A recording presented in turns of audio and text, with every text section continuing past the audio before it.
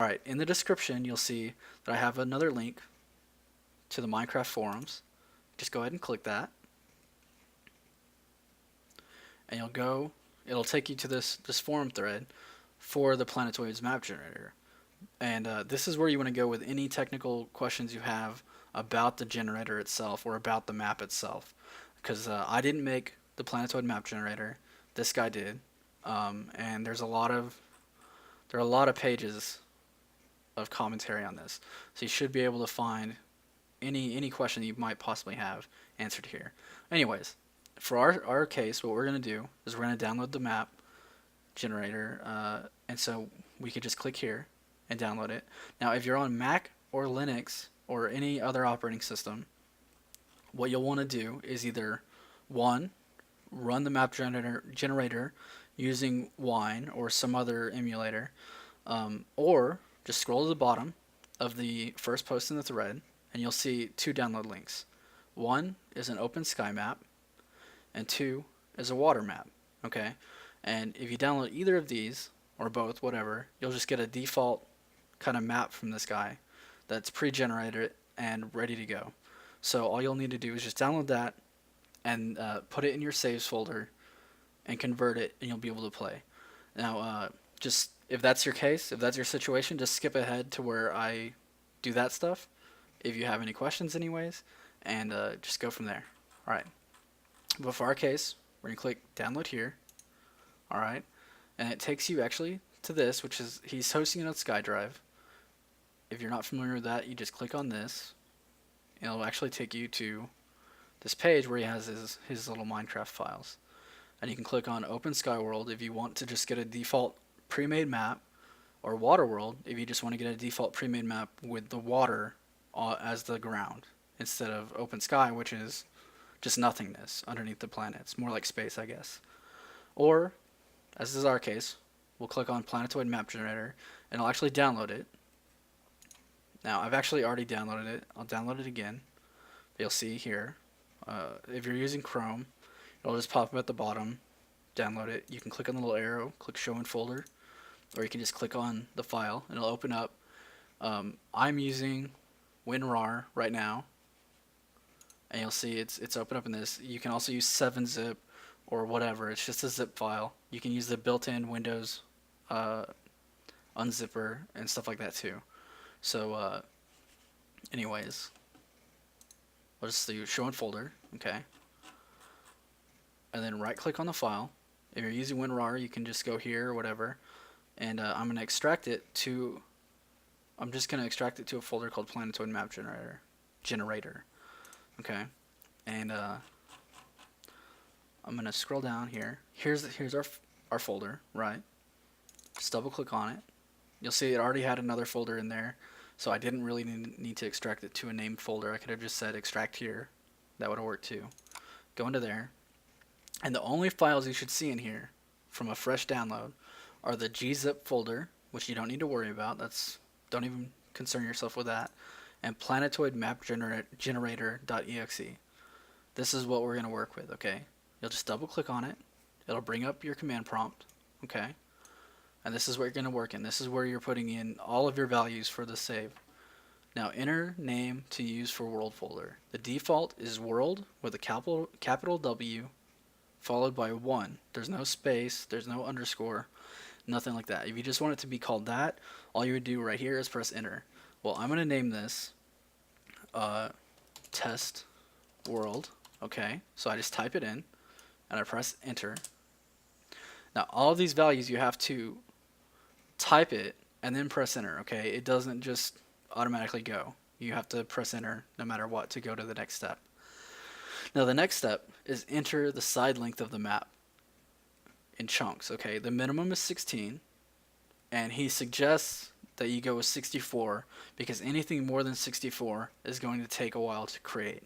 So the higher above 64 you go, the longer it's going to take to generate the map. Now, I mean, if you have a really fast computer, if you have like an i7 with like 12 gigs of RAM or something like that, go ahead and make it as big as you want. But for our case and for most people's cases, I would just stick with 64 as a default. That's a good size. So we'll just type in 64, press enter, And now the next step is choose minimum planet radius. Now this is just the radius of the planets, and this is the minimum, so they can get bigger, right? So this is the smallest planet you want to have possible in your map, okay? So I'm gonna actually go ahead and go with 15. We'll press enter, and it says choose the maximum planet radius. So the default for that is 15, but I'm gonna go with 30. I'm just pumping it up there. I want these planets to be huge, lots of stuff to do on them, stuff like that. So the next step is choose minimum distance between planets. This is the closest your planets can possibly be. So if you want it to be really easy to go from planet to planet, make it really small. The default's 4, and the maximum it can be is 20, okay? But keep in mind, the bigger this value, the fewer planets you're going to have. So if you want a whole bunch of planets and don't mind them being closer together, choose something smaller. But if you want fewer planets and you just want it to be like vast spaces in between them and actually take a lot of effort to get from planet to planet, go ahead and make a bigger value. We're going to go with 5 on here, okay? We'll just press enter. Now the next step is choose planetoid density. The default is 15. That's also the minimum value you can put in here is 15, okay? The max value is 5,000. What planetoid density is, it's how many planetoids will it try to fit into a certain amount of space. So the higher the value, the more planetoids in total you're going to have. The lower the value, the fewer, okay? So I want a whole bunch of them, right? So I'm just going to go ahead and I'm going to put in, let's go with 50, all right? I want more. The next step gives you options, okay? It gives you 3 options. This is choose map subtype, okay? For this, you'll either enter 1, 2, or 3. If you enter 1, you'll get an open sky map, which is just like being out in space, just empty space. If you fall off the planetoids, you're pretty much screwed. You're just going to fall forever. That's kind of nifty. If you want that, you press 1, or you type in 1 and press enter. Now, if you want the water below map, where if you fall down, you just fall into water, and you can actually find your way back up to the planetoids without respawning, you'll want to type in 2 and press enter, okay? Now, if you want the lava map, which is a little more dangerous, a little more final, you press 3 and type in 3 and press enter, and what you'll get is a map where the floor is all lava, and so you'll just die if you fall. What I'm going to do is I'm going to go ahead and go with lava. So I type in 3, press enter, and you'll see it starts just chugging away, generating the map, okay? At this point, you'll see it going through a bunch of stuff. It's spitting out a lot of information at you. Creating planetoids, 220 planetoids created, calculating light data calculated, calculating block light data, and then it'll say block light data calculated, saving map chunks, and then you'll notice it starts doing percentages, okay? This is where you're just going to have to be patient. It's going to take a while to generate the map, no matter how powerful your computer. It just takes time to do this kind of stuff, because instead of the normal way Minecraft makes your map, what it does is it does procedural generation, which is where if you come onto a place in the world where you've never been before, it'll actually generate all that stuff on the fly. It'll make new information, right? Well, what this Planetoids map generator is doing is generating the entire map. So everywhere you could possibly go in this map is being created all at one time. Okay, and so it takes a little while, but once you have it, you're never gonna have any pauses and stuff while you're playing, as it generates more information. So I'm gonna actually go ahead and skip in the video up to where it's finished.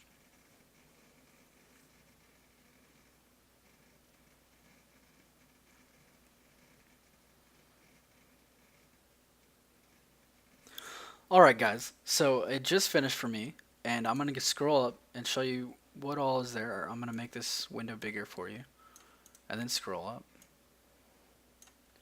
And you'll see it actually went to like 98%, and then it starts spitting out all this stuff about different kinds of blocks: bedrock, lava, air, all the way down to moving water, gravel, redstone, gold ore, and diamond ore. Okay, and this is like how many of each block is in the world.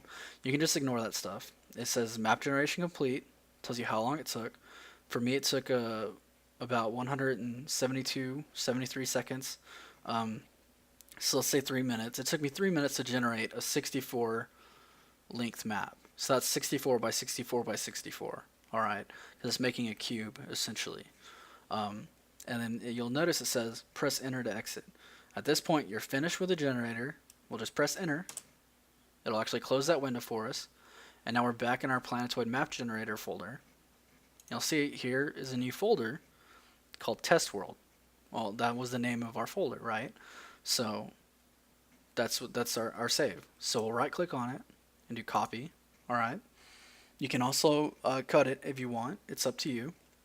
And then what we want to do at this point is put it into our Minecraft saves folder, which can be done if you're on Windows Vista or Windows 7. You can just press your start menu and then type in %app data %. Alright. And press enter. And you'll see the Minecraft folder. Now if you're on Windows XP, and actually, I don't know, maybe I was wrong about Vista. If you don't have this ability to do the search bar thing, you'll want to run it through the run prompt, okay? Which should be for you somewhere right here in your start window, okay? But for us Windows 7 users, we actually have to run it. Okay, and it'll bring you up this little prompt. And what you'll want to do is type in %app data %, just like we did in the search thing. All right, and click OK. And see, it brings up my app data folder. And you'll see at the top of the list is my .minecraft folder. Okay, that's where we want to go. This is where all of your Minecraft information is saved. Alright, we have all of our stuff. Like if you're doing any mods and stuff, this is where you're going to be installing them. So I'll go into the saves folder. You'll see I already have a tutorial world in here, but ours is called test world. So we'll want to right click and paste. Okay. I'll go ahead and copy it in here. The worlds aren't that big. Songs didn't make like a really huge map. It shouldn't be that big. This one's about 7 megs, so it should copy over fairly quickly. Okay, so we got it copied over. What we're going to want to do now is start Minecraft. Okay.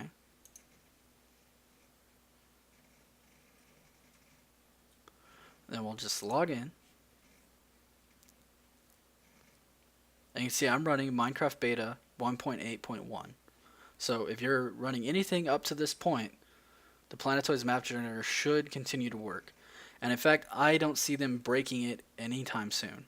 There shouldn't be anything that drastically changes with Minecraft in between now and when it actually releases the real deal final version, okay?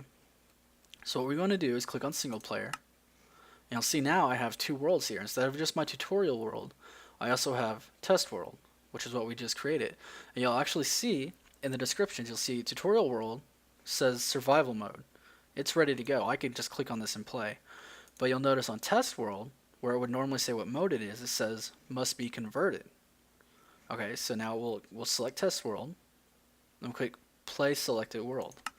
Now this is because Minecraft changes the way they save your save files. You notice it's fairly quick. Again, depending on what kind of system you have, it could take a very long time. It could be very fast. It also depends on how big of a map you made. So you'll see it loading up all of the map all at once. And while it does that, we'll go ahead and go to the top of this planetoid and actually you'll see that there's snow on here. I'll just kind of go to the edge and build up a nice little thing and kind of get a good view for you. You can see I got a bunch of planets. You remember I raised the density a little bit, so this might not be what you see. It depends on what you put for density. And they're all fairly close together. Remember, because I didn't say that I wanted them that far apart. So you should end up with something like this. And see, I did lava on the ground. You could have done water, or you could have done open space. Whatever. And anyways, so that's how you set up the Planetoids map generator with Minecraft 1.8.1. Okay, it should work for any previous versions, and honestly, I can't see it breaking for any future versions. Feel free to leave a comment if you like this. Thumbs up, please. Subscribe if you want more. And if you have any suggestions for any mods for me to try out, or anything that you would like me to videotape, I can definitely consider most mods. I'm just getting back into Minecraft after a long break. I was waiting for them to start releasing some of these patches, and it looks like they're coming down to the deadline here. They're almost got the adventure patch out, which I'll definitely start playing a lot more. So if you have any mods you want me to feature, or any tutorials you'd like me to do for mod installation, texture pack installation, anything like that, feel free to either send me a message, leave a comment, and tell me what you'd like me to do, and I'll definitely consider it. All right, thanks for watching, guys. Again, please subscribe if you enjoyed this and you'd like to see more. All right, bye.